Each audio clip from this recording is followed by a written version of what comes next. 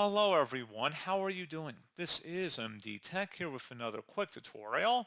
In today's tutorial, I'm going to show you guys how to turn on or enable Facebook's two-factor authentication for your Facebook account that's being performed on the Facebook app for Android and iOS devices. So this should hopefully be a pretty straightforward process here, guys. And without further ado, let's go ahead and jump straight into it. All you have to do is select your profile icon on the top right, and then you want to go down and select Settings and Privacy. Select the Settings button up at the top, and then under Accounts Center, select the See More in Accounts Center button here, and then go underneath Account Settings and select Password and Security. Select the two-factor authentication entry up here at the top. It's a button, so go ahead and select that.